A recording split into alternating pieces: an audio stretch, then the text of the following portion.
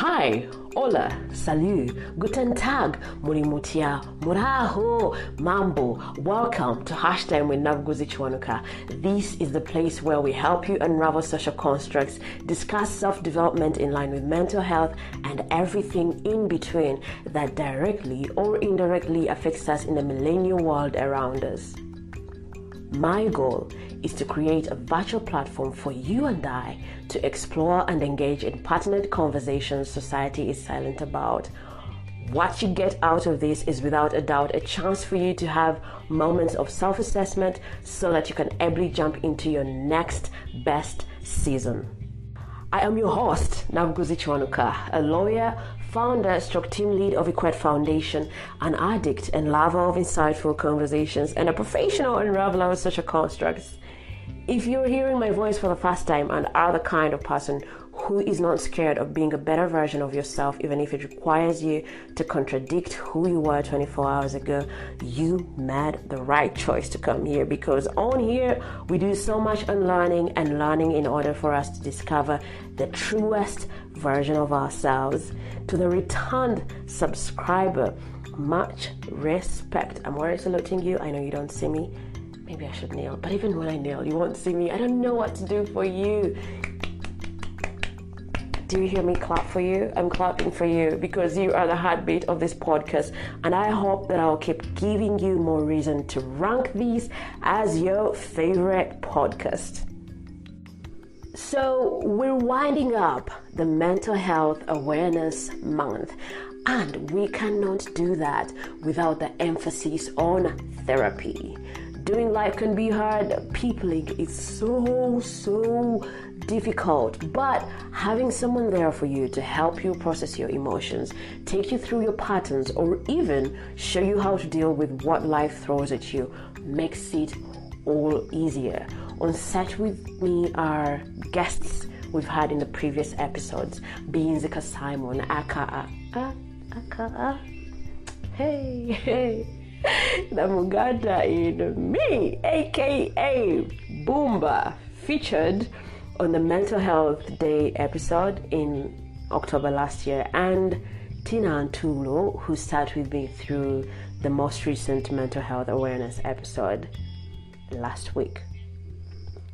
The enlightening conversation, mainly this conversation, right? This episode.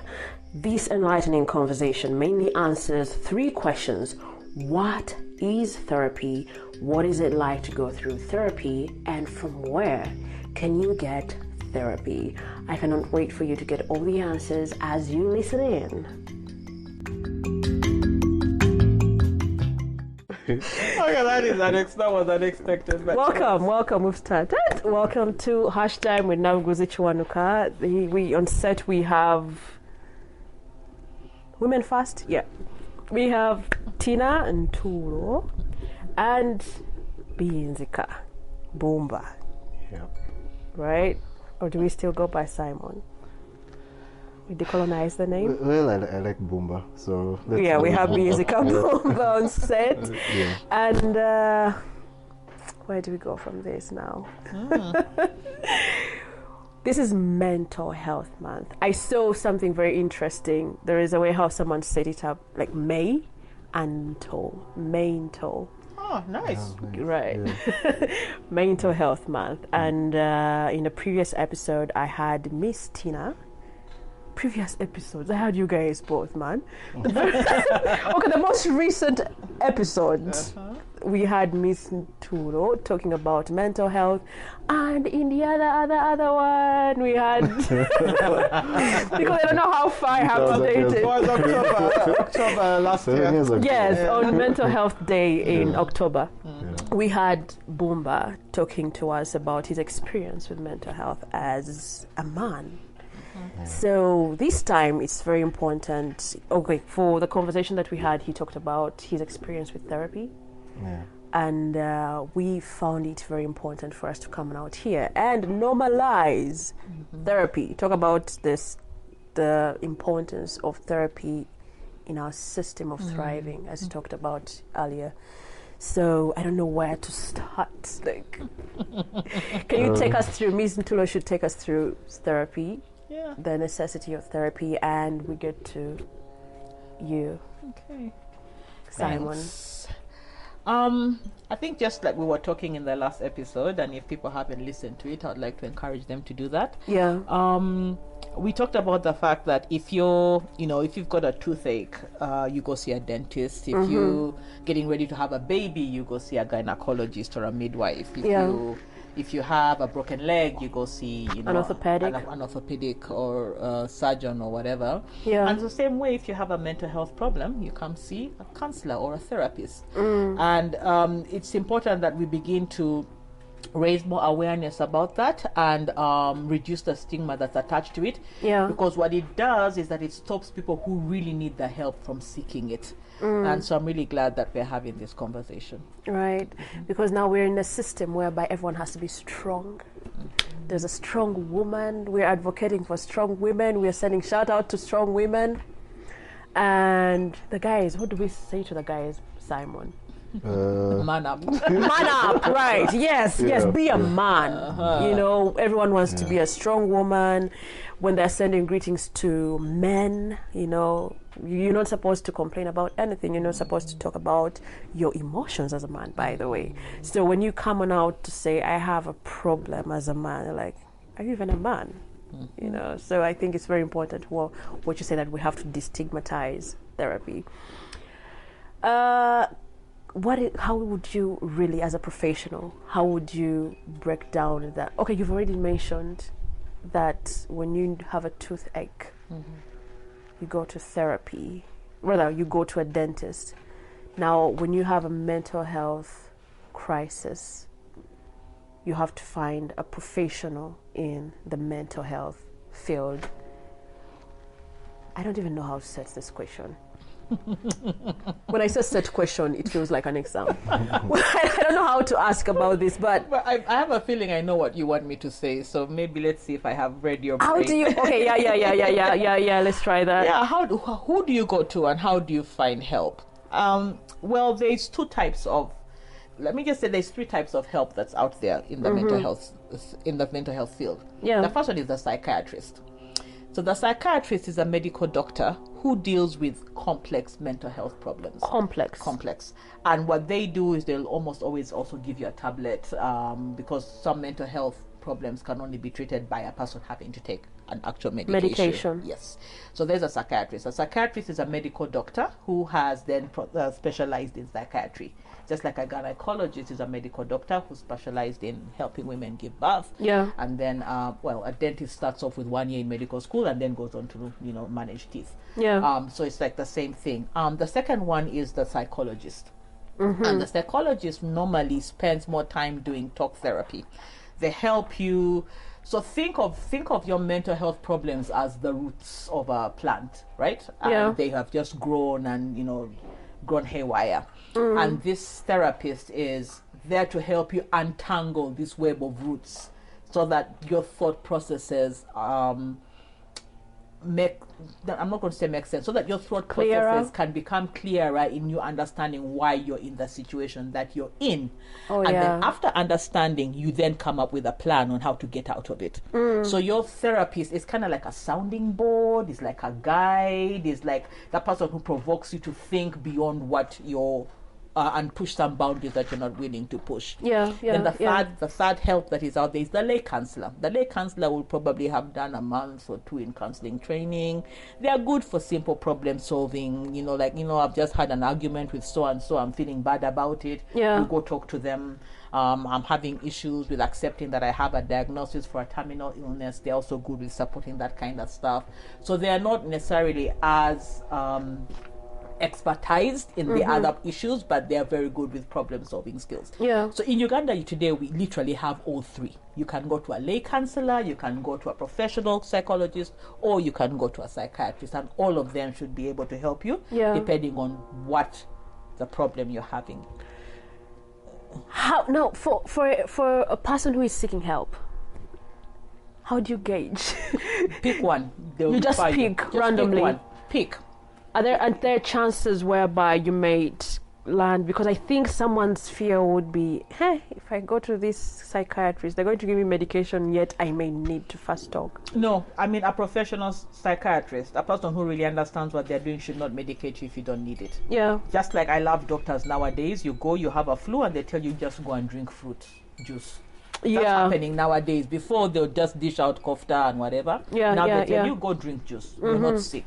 So a good psychiatrist will tell you, you know what, I'm referring you to my colleague. They are a psychologist. Or, you know what, I'm referring you to this organization. They do like counseling. This is the problem. Yeah. I think I'll just say somebody pick one, and they will channel you through to the right place. To the right direction. The very first time I heard about therapy was maybe the person didn't even say therapy. I think she said you need help.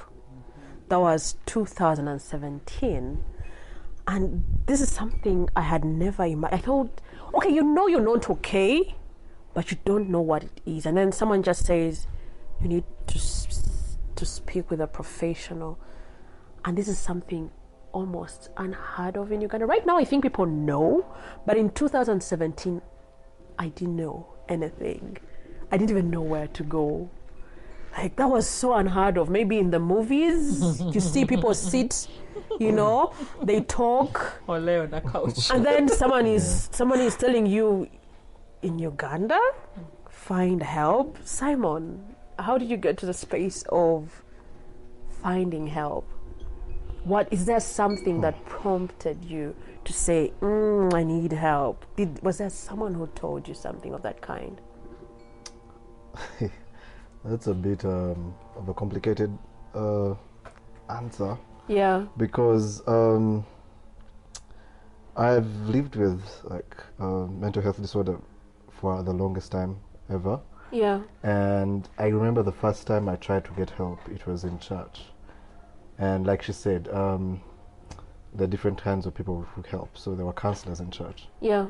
Now, the problem with those counselors is that instead of leading me to where the help was, they told me to pray about it and to cast the devil away and to cast the demons away. There's a lot of spiritual cast the demons away, and which never helped really, because then it actually made me feel guilty and felt like I was just like, like I had these demons or things that were basically me, it was like a spiritual war, like spiritual warfare. And that you couldn't even understand. Excuse me. You're excused. So it was more of that. So for the longest time, in my head, I was like, man, it's very spiritual thing that I just So how old was that? Probably around 14, 15, 16.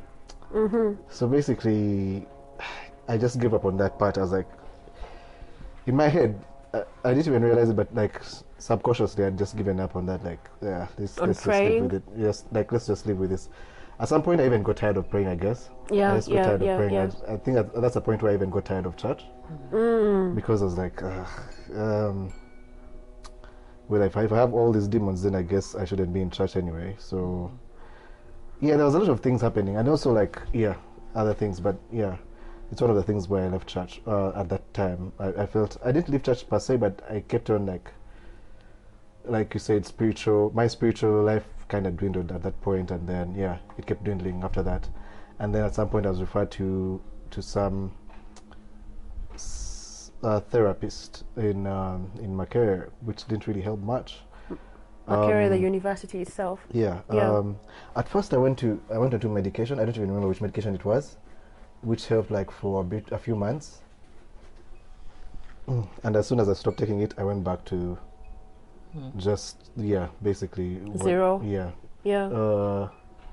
First of all, there was a lot of things. Was that still in your teenage?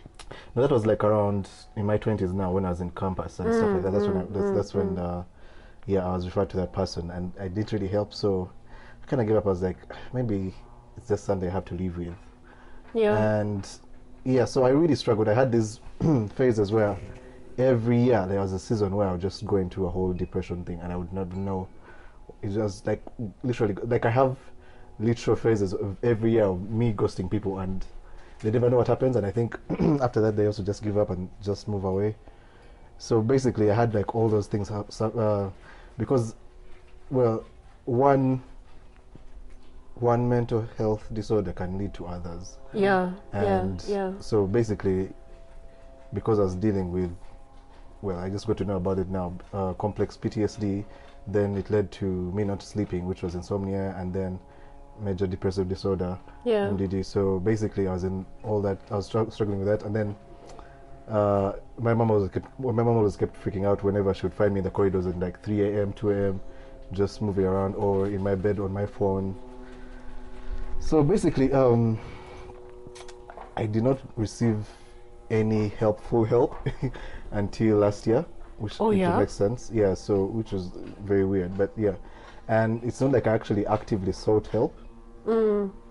Help kind of found me somehow because I was at this point where basically I'd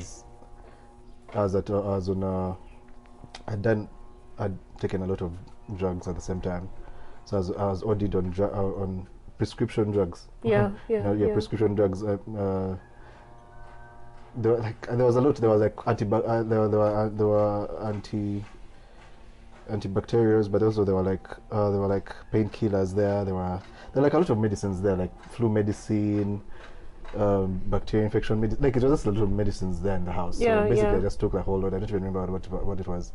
But then I remember it didn't really have an effect until like a day, I think, after that, and that's when it hit. And it hit in the middle of the night, around midnight, 1 o'clock. And then I was like, this is it. So I was imagining myself in this situation where I'm in my room dying and no one knows where I'm dying. So in my head I was like, to just make it easier for everyone so that you don't have suspicions if someone killed you, or like you just want to on Facebook and be like, just in case you do not see me around, this is what happened. I just OD'd, or it's just not, no one killed me. It's just, I did this last, like a day or so ago, and it's just me reacting to the drugs. So so I guess this is it. And I remember, like, I tolerated that until around 5 a.m. and then I realized, I guess I'm not going to die. Like, I can make it to the morning. Then I did it to the post. But before that, within that time, between 1 and 5 a.m., apparently people had seen it, and then they had sent it around, and then that's how I met Tina. That was in May, I think. Yeah, probably. Was it at the beginning of May? Beginning of May, yeah. Yeah, probably May. So. And I had just known him. So, and that's how I met Tina. Because, and then she sent through an ambulance the very next day, like the very next morning. And she called in the morning. I didn't even know who it was. I was just in a groggy state. I wanted to sleep.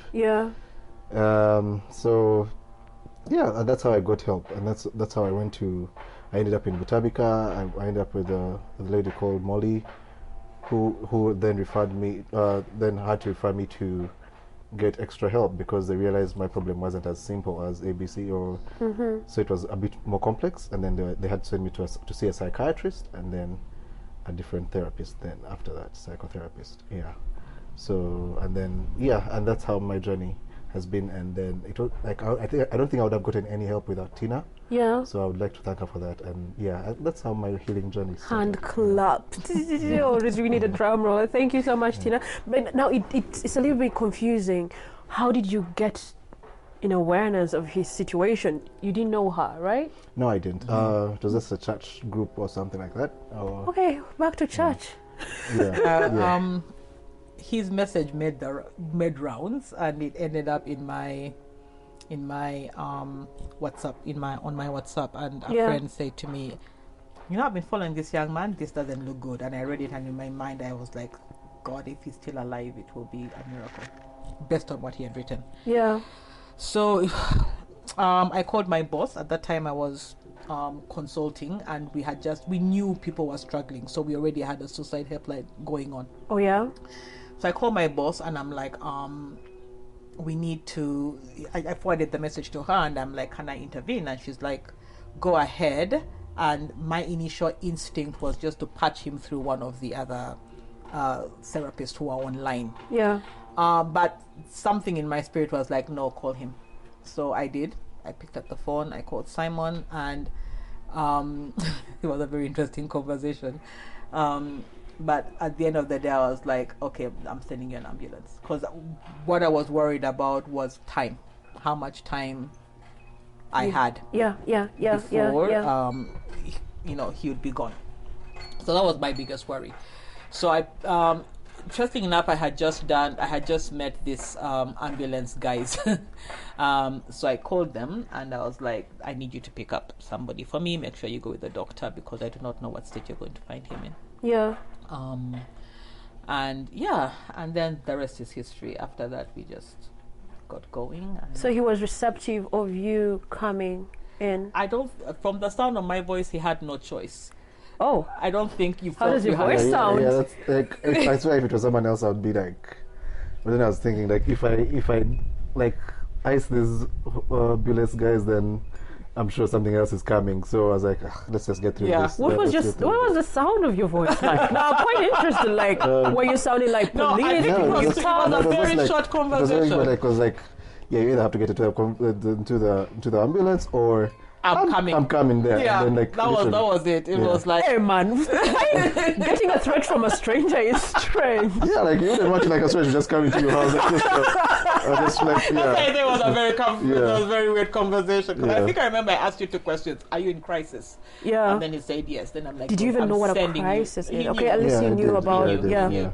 So I was like, okay, I'm sending. If you don't get into it, I'm coming. And yeah. And I remember then. You had directions to his place already. No, I mean, we sent the ambulance guys found him. I mean, it was just all a work of God, to be honest. The ambulance guys found him, and I remember calling them every half an hour until he got back home. Just checking, where are you now? What have you done? How is he? How is he? How is he? Yeah. And then when he got back home, then I was like, okay, situation averted. Now, what do we do next? So, yeah. Wow, like, where if I am coming? What? You don't even know how this person looks like. It's quite very funny. Then I hope to God I was like, he better get in because I have no idea how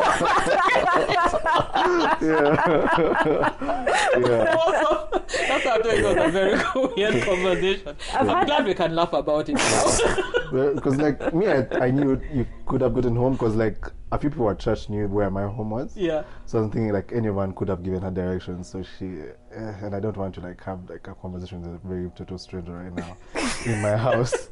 Yeah. So I was like, yeah. Anyway, let's get through this and then. But also I was also just not feeling well, so I just needed like to feel better, I guess, at that point. So yeah, that also like drove me to, yeah. So because you had talked about a moment where you felt like this is not going to work, and then you bounced, should I say you bounced back, or you sort of came back to a place of, I need to be better?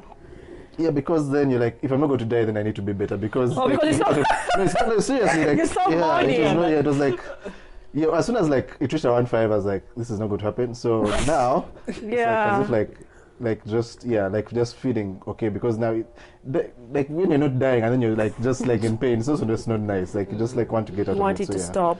So basically, it was a discomfort, I guess. Because maybe because you had discomfort, come to morning. Irritation, then more annoyance for me. So basically, it was just more discomfort. And how has therapy been for you? Before you answer the question, it's a little bit confusing. Are all those kinds of 3 people that you mentioned, are they all therapists? Yeah. All of them are defined, are referred to as therapists. Okay. So how has therapy been for you? What has your experience been like? Man, I've learned. You made a year now? Yeah. I think consistently we've done a year. Yeah. So and well, the first lesson I learned is if you're experiencing any kind of mental illness or you're in a place where you're not mentally healthy, the first thing and the most important crucial stage is to get the correct diagnosis. Correct diagnosis. Because I guess if I had gotten the correct diagnosis way before this, I don't think I would be here now. I think I'd be in a much better position now. Yeah. But things work out the way they work out. But the most important part is to get the right diagnosis, from the right people. Do not get a diagnosis from a relative who says, because man, like, yes, but sometimes they put in their feelings and then they put in. So you'd rather go to a professional person, get the right diagnosis, and then start from there. Also, just like hiding, if you know someone who you think might be going through any kind of situation like that, please do not like sweep it under the rug, because it's literally like having like a wound and then just covering it up and then pretending it will go away. It will just get septic and then it will rot, and then you'll even have more complications. So basically, that is the first step, and it's the most important step. And as soon as that happened, and I got into therapy, and then I got into what they call EMDR, more of like exposure to just kind of like trigger your brain, because apparently my brain had gotten to that point where it had like shelved away most of the things that had happened because it didn't want to deal with them. It didn't want to deal with them, so they had to kind of like bring it back. And then it's more like how you have a wound and then you're trying to clean it up and trying to like with antiseptic and everything, so just like to clean up the wound. It is painful.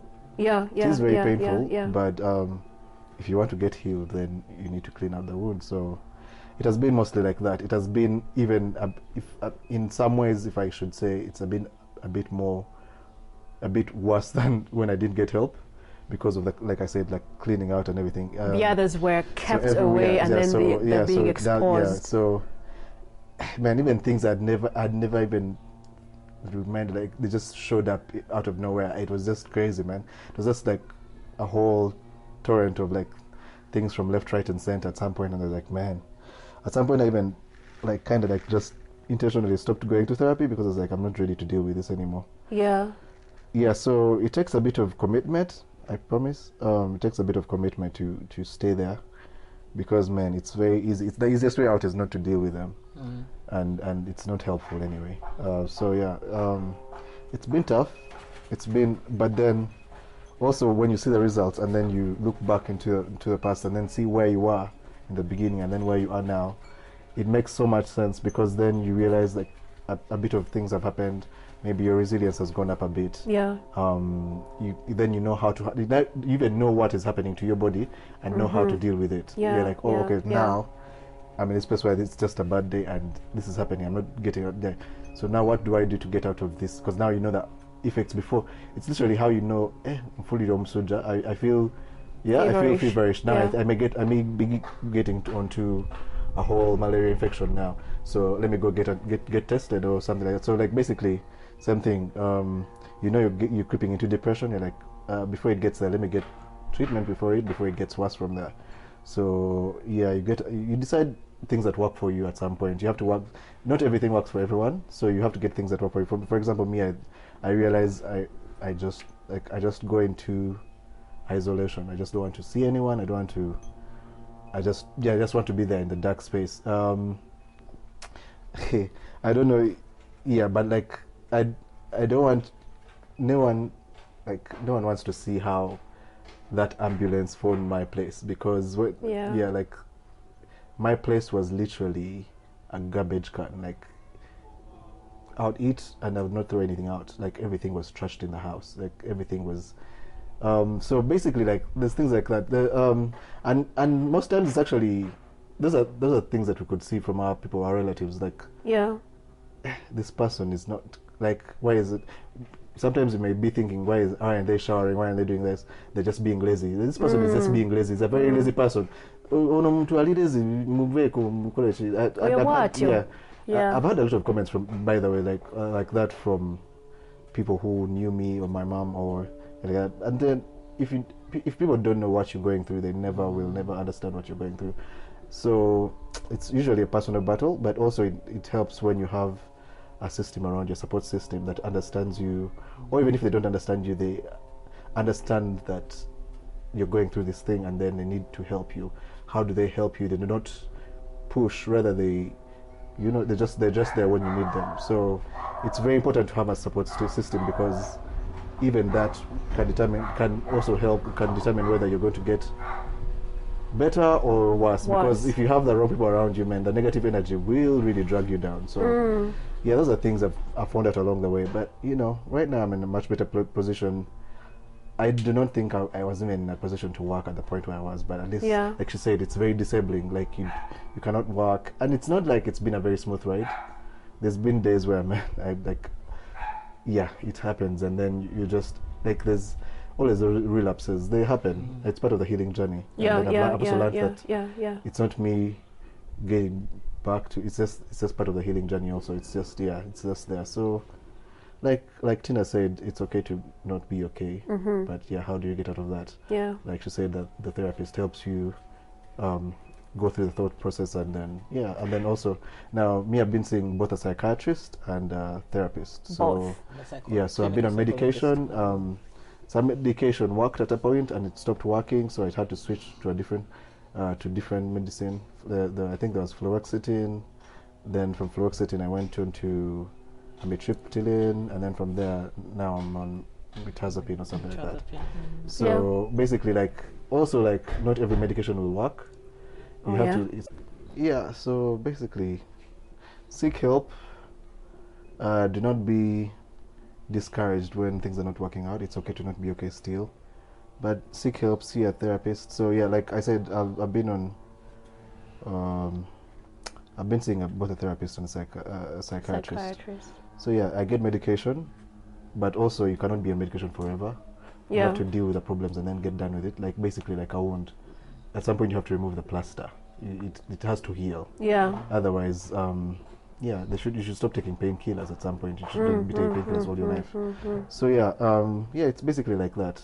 The therapist feels like it's more of like the whole dressing of the wound. And then I get the medication for makes sense. Antibacterial, anti-whatever, antibiotics. Sorry, and then and then antibiotics, and then what is it called? Painkillers. Like basically, like how you have like different the physical medication for physical health. Mental, it's the same process. It's just different ways, but the same process applies. So yes. I mean, you've talked about the moments whereby you even found yourself talking about things that you had stored away, things that you might have forgotten. And it reminded me of someone who defined therapy as cardio for the mind. Like you rest back and you keep exercising your mind, possibly for resilience, as you've spoken about it, that your resilience has increased ever since you started therapy. So it's just like you take care of your heart, you do the exercises so that you keep your heart going. I think therapy does the same for someone's mind to keep, do you say in shape for the mind? No. Therapy is more like, think of yourself as having had an accident and then you've broken your leg and then you need to learn how to walk again. So then you go to a physiotherapist, kind of like that's what the word therapy comes back in. So it's like it's more like how do you mend, how do you heal, which is different from what you're talking about, which is what we call a different thing altogether, emotional literacy and learning how to build coping skills. So yes. In the case of people who struggle like Boomba, it's like the most important thing was discussions that we had were, what's it going to take for you to get better? You asked what's that. it going to take for you to get better? I mean, and just how much is he going to put into it? Are you going to put into it? But also understanding that he was in charge of his healing journey. I can't heal him. No therapist can heal Boomba. He's in charge of his healing journey. So we work at his pace. And so the therapist really is he is the person who is kind of like on the sideline and helping you go through your muck and try and make sense of it, and then try and understand why it happened, and then learn how to make, and I'm going to use the word peace lightly here, and try and make peace with what happened. Peace meaning that it happened. Coming to terms with it. Coming to terms with it. And then how do I move forward from here? If I'm going to thrive, how do I move forward from here? It's a question of what and then how. What and how. And it's also different for people.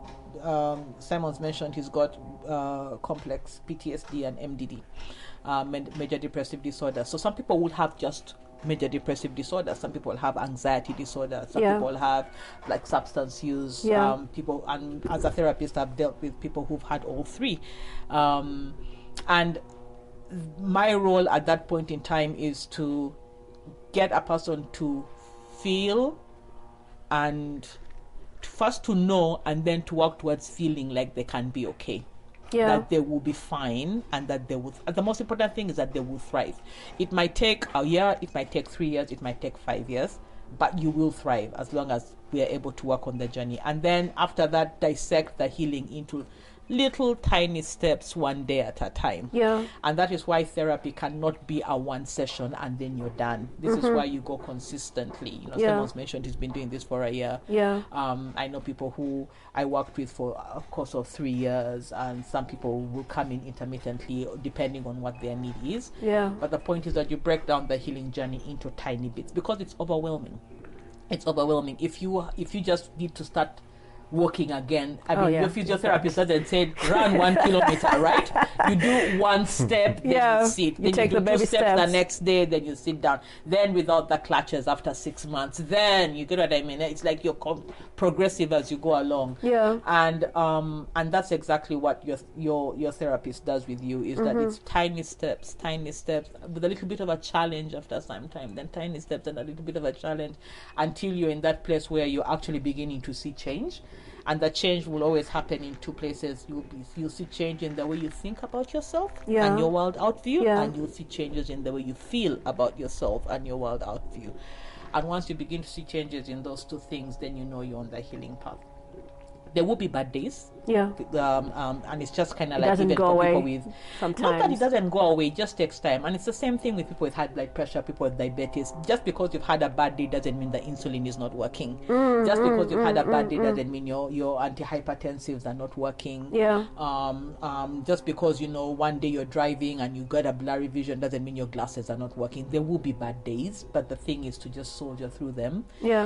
Sometimes you can avert them, sometimes you can't. Sometimes you just have to sit through it and just let it pass. You just accept it. You just have and this is here. And for people who provide care, that's kind of like the hardest thing, is to sit with the person in that mark and because we are always impatient. You can get better, You're like, we're doing this for you. Come on, what's wrong? Why, Raji? You're not moving. But you have to learn how to sit in the mark as well, and take the lead of the person who's getting better, because they have to guide the process.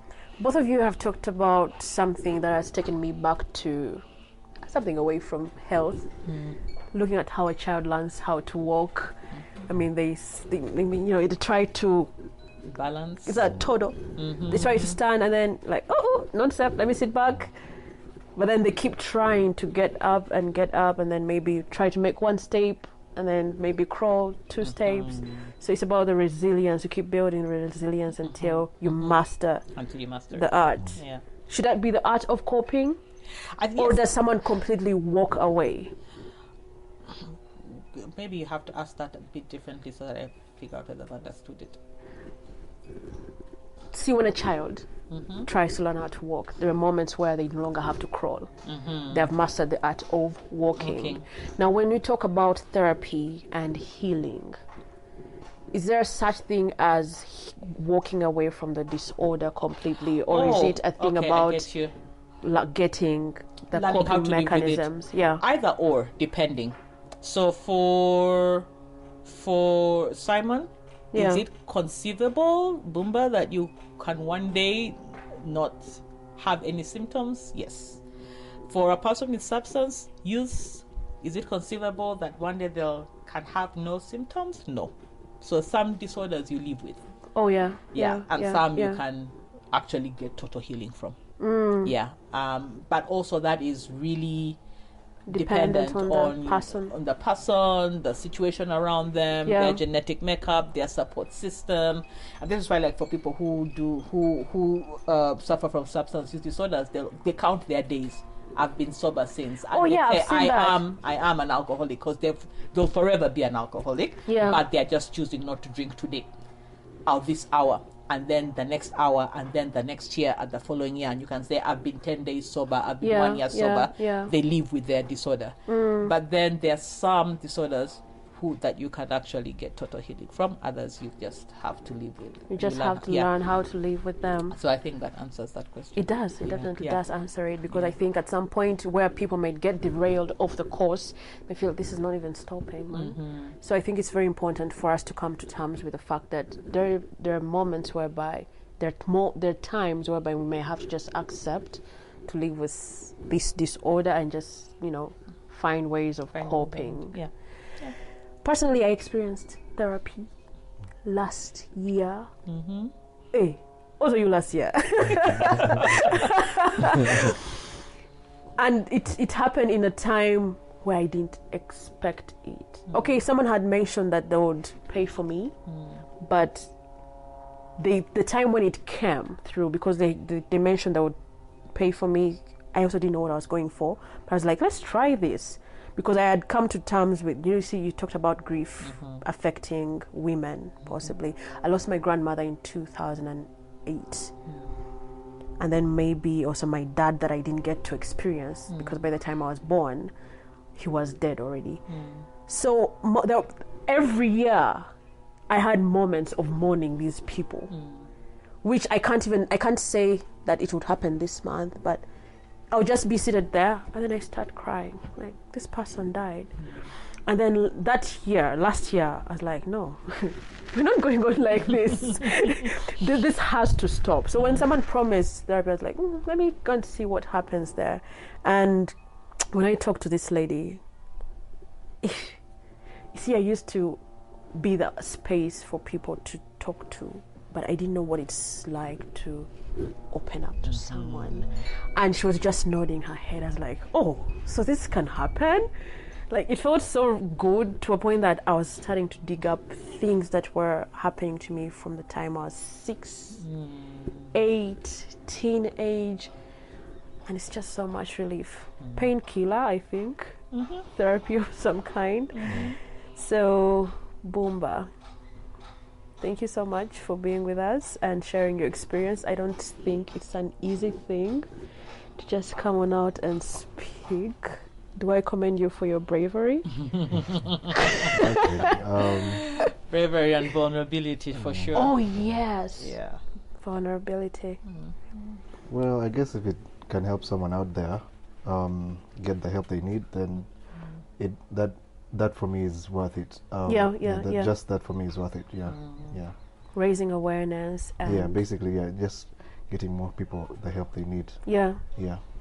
And we're going back to what we talked about last episode. 25*252. All of you need to dial *252 on your phones. You are no longer alone. Like, help is no longer far away. I mean, people are running away from help currently because of the...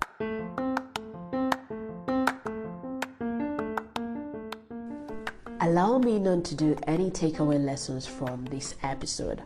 I dedicate the whole of it to the man whom society conditioned to think that to have emotional pain is to walk away from the core values of being a man. To the woman who has been conditioned to suppress her emotions so that she is recognized in the category of strong women, this episode is for you. To us all, it is okay to have bad days. It's okay not to be okay. Find someone to confide in and let's help each other to thrive. Thank you for tuning in to another episode of Hashtag with Nabuguzi Kiwanuka. If you loved what you heard, make sure you subscribe to Hashtag with Nabuguzi Kiwanuka in your podcast platform of choice and share it with your friends. Let them know that they too can be a part of these pertinent conversations. Feel free to share your insights about what connected with you on social media and be sure to tag us. We are at Hashtag with Nabuguzi Kiwanuka on Facebook and on Instagram. Then on Twitter, our handle is at HTNK Podcast. HTNK is all caps lock and podcast is in small case, but it's all one word, at HTNK Podcast. Also, you can reach us via our email, that is htnkpodcast@gmail.com. htnkpodcast for the email is all in small case. So you can reach us at htnkpodcast@gmail.com, or tag us on our podcast platforms as mentioned in the previous seconds. We can't wait to hear from you. We look forward to having your reviews and feedback about the podcast. And you can also share with us what you would love to hear on the upcoming episodes. Catch you in the next month. Yes. Catch you next month. But before we jump into next month, I need you to know that it's okay not to be okay. And if you can, hold someone else's hand and let's make it in life. Bye-bye.